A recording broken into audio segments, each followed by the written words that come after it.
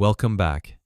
Not to a channel, but to yourself. For the next few minutes, you don't need answers. You only need the courage to listen. If life has felt heavy lately, quietly heavy, this moment is for you. Not because everything is falling apart on the outside, but because something inside no longer feels right. Maybe you wake up tired even after sleep. Maybe you keep busy so you don't have to think. Or maybe you already know what's wrong, but you've been avoiding it because facing it feels painful. This is not a motivational talk designed to make you feel good and then fade away. This is a reset, a pause, a chance to rebuild how you think, how you act, and how you treat yourself.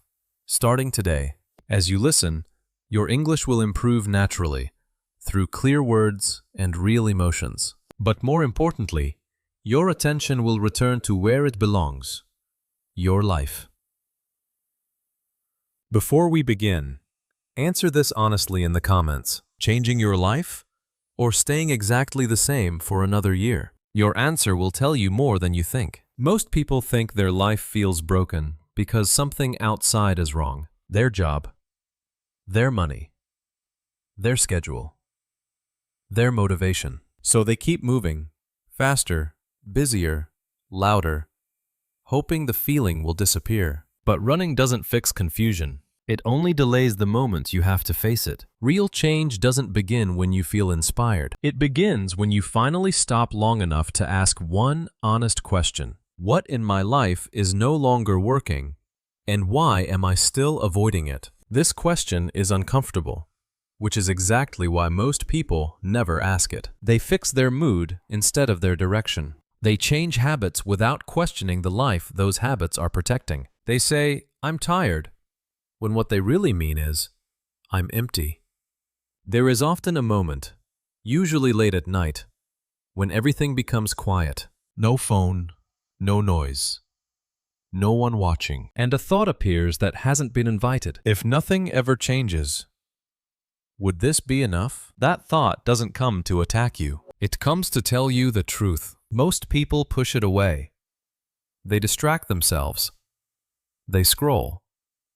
They sleep because sitting with that question feels dangerous. It threatens the story they've been telling themselves just to survive. But that moment, right there, is the doorway. When you stop running, you begin to see clearly. Not what is annoying you today, but what has been quietly draining you for years. Not what you dislike, but what feels misaligned with who you are becoming. This step is not about fixing everything at once. It's about choosing honesty over comfort for the first time. Take a notebook or a blank note on your phone.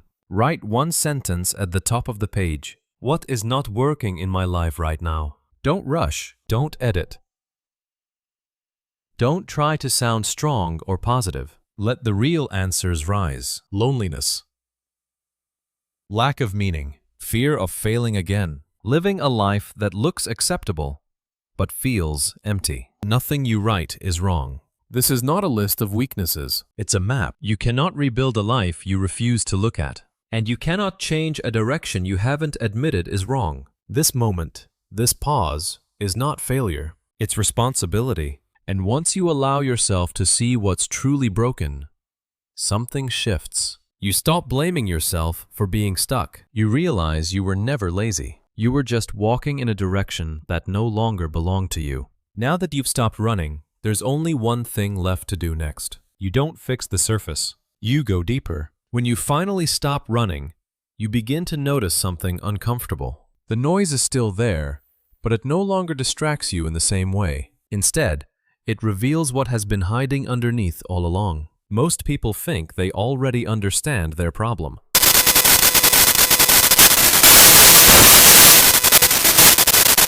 These explanations sound logical, even reasonable, but they are rarely true. Those are not problems, they are symptoms. Trying to rebuild your life by fixing symptoms is like cleaning the floor every day while ignoring the crack in the ceiling above you. You can work harder, try again tomorrow, promise yourself to change, but the same mess will return because the source was never touched. Real change begins when you stop asking what is wrong with you and start asking why the same patterns keep repeating. This is the moment most people avoid. Not because it's difficult to understand, but because it requires honesty without protection. When you ask why for the first time, the answers usually feel safe. I'm tired. I'm busy. I don't feel inspired. But those answers don't explain your behavior. They defend it, so you keep going. Why are you tired all the time? Why do you lose focus when things begin to matter? Why do you stop right before progress becomes visible? Eventually, the answers change their tone. They stop sounding practical and start feeling personal. You may realize that you're afraid of failing again, or that success feels dangerous because it raises expectations. You may see that distraction protects you from disappointment, or that staying busy keeps you from asking harder questions about your life. This is the root. It often appears in quiet moments, when there is nothing to distract you and nothing to perform for. A simple thought surfaces, not dramatic, not loud, but heavy enough to stop you. If my life stayed exactly like this, would I accept it? That discomfort is not there to hurt you. It's there to point you toward the truth. Roots are rarely logical. They are emotional conclusions formed early, reinforced quietly, and followed automatically for years. That's why willpower alone never works, because you cannot outwork a belief you've never questioned. Here's how you begin to uncover it. Take one issue you wrote down earlier, only one. Write this sentence and finish it honestly. The real reason I struggle with this is because... Then write it again, going deeper each time. Past excuses, past explanations, past blame. You'll know you're close when the answer makes you pause instead of argue. When it feels quiet, but undeniable. That's not weakness, that's clarity. Once the root is seen, it loses its silent control. And once it loses control, something changes inside you. You stop fixing the surface. You prepare to face yourself directly. And that is where the next step begins. Once you've uncovered the root, there's a quiet tension that follows you. You know something important has surfaced, but you haven't faced it directly yet. This is where most people pause and try to intellectualize their way forward. But clarity doesn't come from thinking harder. It comes from looking honestly. There are two versions of you moving through every day. One is visible, the one who speaks, works, jokes, and keeps going. The other appears only in silence, when no one is watching and nothing needs to be explained. You can hide from people. You can manage impressions. You can stay busy enough to avoid reflection. But there is one place where the story collapses, the mirror. Not because it shows your face, but because it shows your presence. The eyes don't perform, they reveal. Most people avoid this moment without realizing it. They scroll. They distract themselves. They fill every quiet space with noise, not because they're weak, but because stillness asks a question they're not ready to answer. Am I proud of who I'm becoming? This step is not about self-help or motivation. It's about self-confrontation. Stand in front of a mirror when the room is quiet. No phone, no music, no rehearsed thoughts. Look into your eyes, not to judge, but to notice. At first, it may feel uncomfortable, then awkward, then strangely emotional. That's normal. You are seeing yourself without excuses, without roles, without the story you tell others. And in that moment, something important happens. Awareness returns. When you speak to yourself out loud, slowly, honestly, you activate intention. The brain shifts from autopilot to choice, from avoidance to responsibility.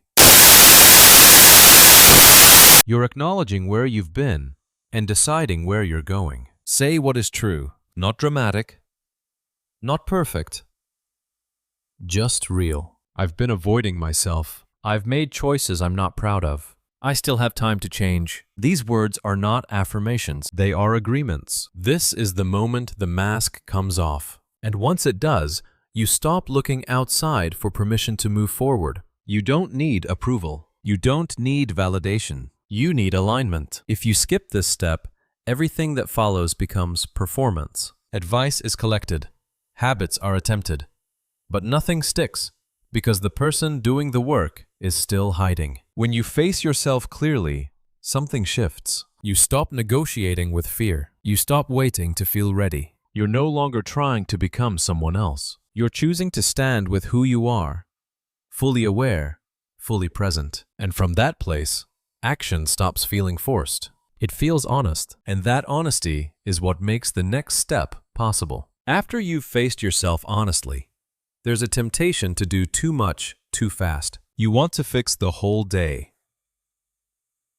the whole week, maybe even your whole life at once. That urge feels productive, but it's where most people lose momentum. Real change doesn't begin with a perfect plan. It begins with control. And control doesn't start with a day. It starts with 1 hour. Most lives fall apart in small moments, not big ones. A few minutes of distraction that turn into hours. A task delayed just long enough to disappear. A decision postponed until it no longer feels urgent. Trying to manage 24 hours at once creates pressure. Pressure creates resistance. Resistance sends you back to old habits, so you shrink the battlefield. Choose 1 hour today and treat it as non-negotiable, not flexible, not optional. An hour where your attention is protected and your intention is clear. This hour is not about doing everything. It's about doing one thing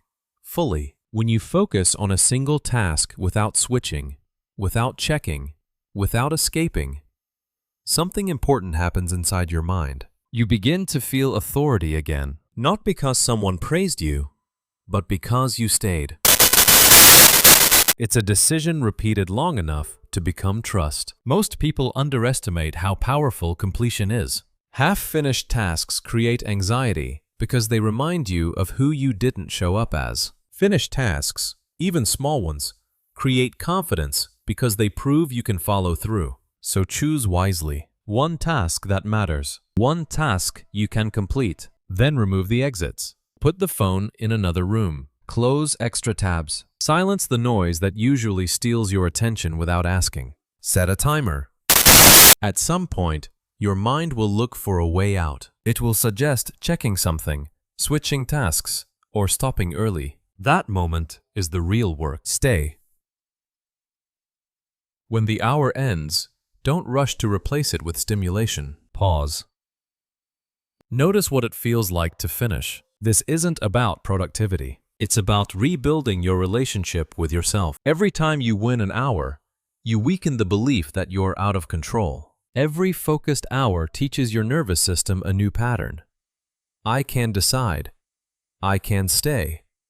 I can finish. You don't need to win the whole day today, but if you can win 1 hour, tomorrow you can win another. And over time, without noise or announcement, you begin to rebuild a life, 1 hour at a time. The next step goes even deeper, because before you build anything new, there is something old that needs to be released. After you regain a sense of control, even in small ways, something unexpected happens. Old thoughts begin to surface. Not new problems, old voices. They don't shout, they whisper. They remind you of who you used to be when you failed. They repeat moments you thought you had moved past. They replay words that once defined you. Words you never chose, but slowly accepted. This is where many people get confused. They believe progress should feel clean and motivating. But real progress often feels messy, emotional, and uncomfortable. Because before a new version of you can take shape, an older one has to lose its grip. Most of us carry mental records we never reviewed. Unfinished stories, unspoken resentment, versions of ourselves built around survival, not choice. You don't notice them when life is loud, but when things slow down, they show up. That doesn't mean you're going backward. It means you've reached a layer most people never touch. Letting go is not about forgetting the past. It's about deciding which parts are no longer allowed to speak for you. Some identities were useful once. They helped you cope. They kept you safe. They explained your pain when you didn't have better language. But protection is not the same as purpose. And what once helped you survive can quietly block you from growing. This step isn't dramatic. There's no transformation montage. It's quieter than that. It's the moment you admit, without judgment, that some versions of you were built for a life you no longer want. When you acknowledge that, something loosens. You stop carrying stories that keep you small, not because you hate who you were, but because you respect who you're becoming. This is not about erasing the past. It's about closing a chapter that has already ended, even if you kept rereading it. And once that chapter is allowed to rest, your energy changes. There is less resistance, less internal noise, less need to explain yourself. You're no longer rebuilding on top of old structures. You're clearing space. If you're still here, it means something in you hasn't turned away. The next step will ask you to stay with that space, to remain present even when it feels unfamiliar. Because what comes next isn't about comfort, it's about growth. And growth never arrives quietly without asking something in return. Once the old version of you begins to loosen its grip, many people expect a sense of relief. They imagine clarity will arrive as calm, reassurance, or quiet confidence. But what often comes first is something far less comfortable. There is a tension that settles in the body, a subtle restlessness that makes you wonder whether you made a mistake, a thought that asks why change feels harder instead of easier. This reaction is common, and it is deeply misunderstood. Discomfort at this stage is not a warning sign. It is information. Real change disrupts familiar patterns before it creates new ones. The mind and body notice when old coping strategies stop working. The habits that once numbed discomfort no longer provide the same escape. Because of this, your instinct may be to avoid the feeling. Distract yourself, numb it, or explain it away so you do not have to remain present with it. These reactions are learned responses, not instructions you must follow. What you are experiencing is exposure. For the first time in a long while, you are no longer protected by routines that kept you busy but disconnected. Growth always includes a period of uncertainty. There is a gap between who you were and who you are becoming, and that space feels uncomfortable precisely because it is unfamiliar. Nothing is wrong with you for feeling this way. Many people leave at this point. They mistake discomfort for danger and retreat to what feels known, even if what feels known was quietly draining their energy and self-respect. But discomfort is not asking you to stop. It is asking you to adjust. If you can remain present without rushing to escape, something subtle begins to change. Your tolerance increases, your trust in yourself deepens, and your need for constant reassurance starts to fade. This is how resilience forms, not through confidence, but through the ability to stay conscious when certainty disappears. You do not need to enjoy this phase. You only need to understand that it is part of the process, not a sign that the process is failing. Because the people who truly change are not the ones who never feel doubt. They are the ones who do not abandon themselves when discomfort appears. The next step will build on this stability, not by demanding more effort, but by shifting how you measure progress from results to evidence. After you learn to stay present through discomfort, another challenge quietly appears. Doubt returns, not as panic, but as a reasonable question about whether this change will last. The mind wants reassurance. It asks for signs, results, or certainty before it fully commits.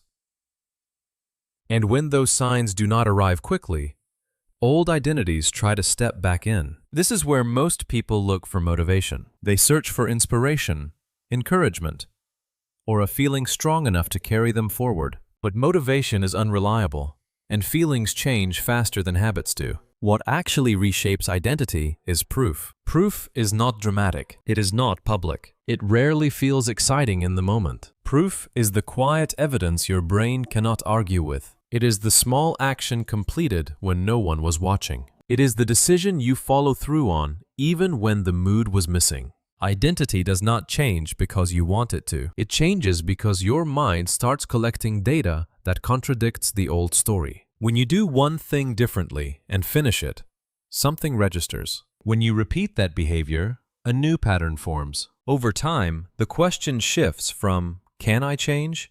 to, "Why would I go back?" This is why results are not the best measure in the early stages. Results take time to appear, but evidence begins immediately. Evidence is what stabilizes you when confidence fades. Think of proof as bricks. One brick does not look like much, but placed consistently, it becomes a structure your doubt cannot easily tear down. Proof can be simple. You focused without switching tasks. You stopped yourself before reacting the old way. You followed through on something small you usually avoid. These moments may feel insignificant, but they matter more than motivation ever will. They teach your nervous system that you can be trusted. There will still be days when you do not feel ready. There will still be moments when resistance shows up. The difference now is that you no longer negotiate with identity. You do not ask whether you are the kind of person who follows through. You have evidence. This is how discipline becomes self-respect, not through pressure,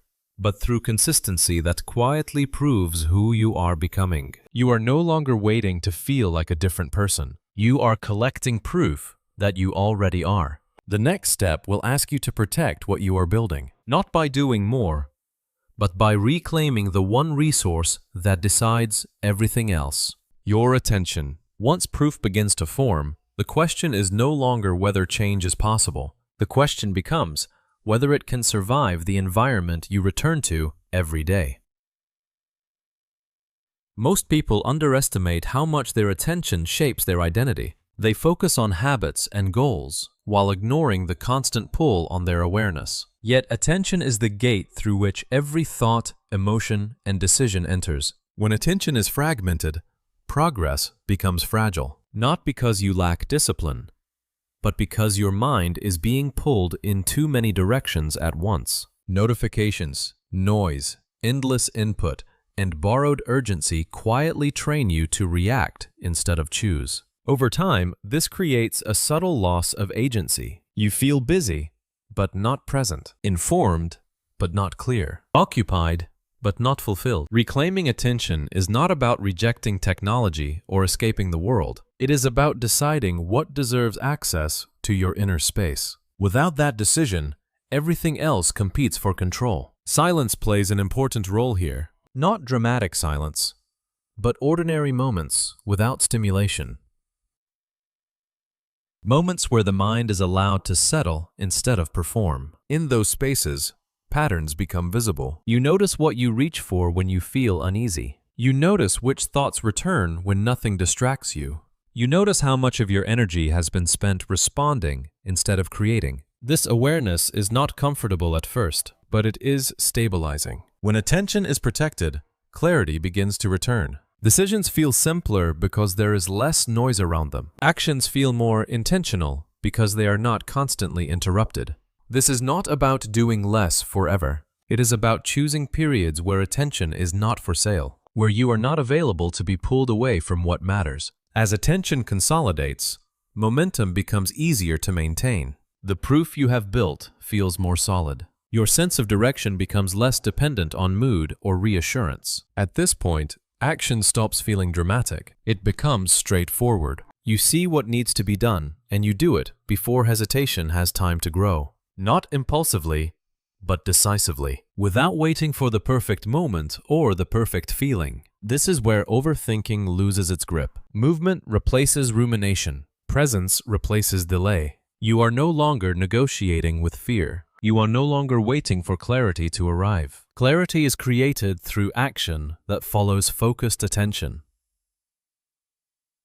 This is how the series ends, not with a promise, but with a position you can return to. When your attention is yours, your actions follow. When your actions follow, identity stabilizes. And when identity stabilizes, change stops being something you chase and becomes something you live. What happens next is not theory, it is practice. You've reached the end of this series, but not the end of the work. What you've done here is quieter than most people expect, and that's why it matters. You didn't look for motivation. You didn't wait to feel ready. You slowed down enough to notice what was broken, what was protecting you, and what needed to change. You stayed present through discomfort. You built proof instead of promises. You reclaimed your attention instead of chasing certainty. That alone already places you in a different position than before. Nothing dramatic may have happened on the outside yet, but internally, something important has shifted. You are no longer reacting blindly. You are choosing. This is how real change begins.